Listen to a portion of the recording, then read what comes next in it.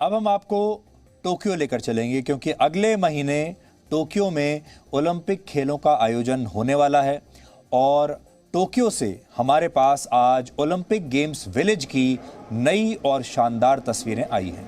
Tokyo Olympics का आयोजन अगले महीने 23 जुलाई से शुरू होगा और इस पर जापान सरकार ने खिलाड़ियों के लिए नए नियम भी बना दिए हैं और महत्वपूर्ण बात यह है कि भारत समेत 11 देशों के लिए ये नियम ज़्यादा सख्त बनाए गए हैं और दूसरे देशों को जापान सरकार ने इन नियमों में कुछ छूट दी है। यानी भारत के लोगों के लिए, भारत के खिलाड़ियों के लिए नियम सख्त हैं और बाकियों के लिए नियम उतने सख्त नहीं है।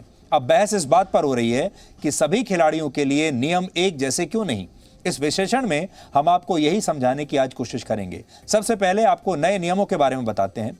जापान सरकार ने कोरोना वायरस को देखते हुए 11 देशों के खिलाड़ियों को एक अलग श्रेणी में रखा है और उनके लिए नियमों को भी सख्त बनाया है। बाकियों से अलग नियम उनके लिए बनाए हैं और ये सभी वो देश हैं जहां कोरोना वायरस का डेल्टा वेरिएंट मिला है और इनमें भारत के अलावा Pakistan, Britain, Afghanistan, Maldives, Nepal, Sri Lanka, Bangladesh, Egypt, Malaysia और वियतनाम शामिल हैं।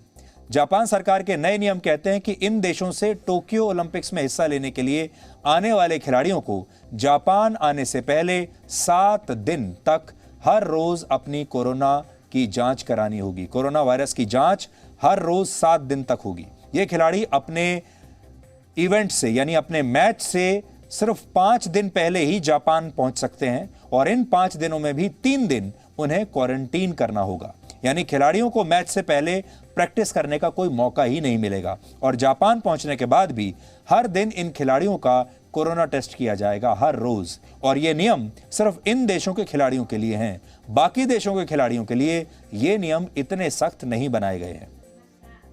इस साल के टोक्यो ओलंपिक्स में दुनिया के 200 से ज्यादा देश हिस्सा लेंगे और कुल मिलाकर 10,900 खिलाड़ियों के बीच 339 गोल्ड मेडल्स के लिए ये लड़ाई चलेगी।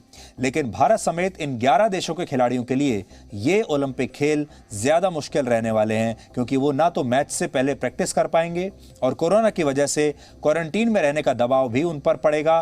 रोज उनका कोरोना टेस्ट किया जाएगा और वो अपनी इवेंट से सिर्फ 5 दिन पहले ही जापान में लैंड कर सकते हैं। इस बात को आधार बनाते हुए इंडियन ओलंपिक एसोसिएशन ने इन नियमों को भेदभावपूर्ण बताया है और इंटरनेशनल ओलंपिक कमेटी से इसमें हस्तक्षेप करने की मांग की है क्योंकि इन नियमों की वजह से भारतीय महिला हॉकी टीम के 2 प्रैक्टिस मैच खराब हो सकते हैं और टेनिस प्लेयर सानिया मिर्जा और अंकिता रैना जो काफी समय से ब्रिटेन में प्रैक्टिस कर रहे हैं वो भी इस नियम की वजह से प्रभावित होंगी। इसका मतलब यह है कि भारत के खिलाड़ियों को प्रैक्टिस करने के लिए कोई समय दिया ही नहीं जाएगा। ओलंपिक्स को वैसे तो दुनिया का सबसे बड़ा खेल आयोजन माना जाता है क्योंकि इसमें दुनिया के लगभग सभी देश हिस्सा लेते हैं, लेकिन व्यूअरशिप के मामले में ओलंपिक्स फुटबॉल के फीफा वर्ल्ड कप से सिर्फ थोड़ा ही पीछे है।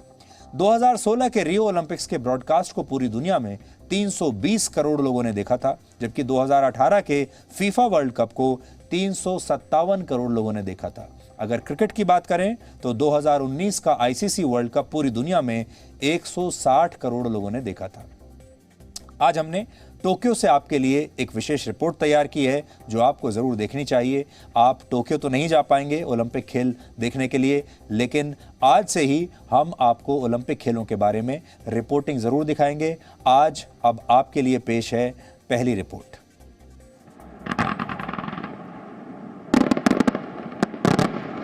टोक्यो ओलंपिक्स का काउंटडाउन शुरू हो चुका है। आज से 30 दिन बाद टोक्यो में ओलंपिक्स की शुरुआत हो जाएगी।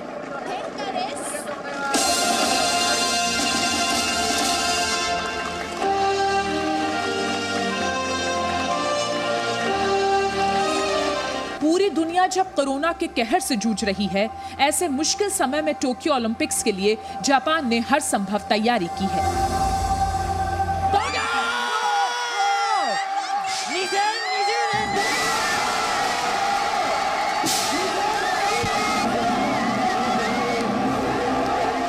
रविवार को टोक्यो ओलंपिक्स विलेज और ओलंपिक्स प्लाजा को मीडिया के लिए खोला गया।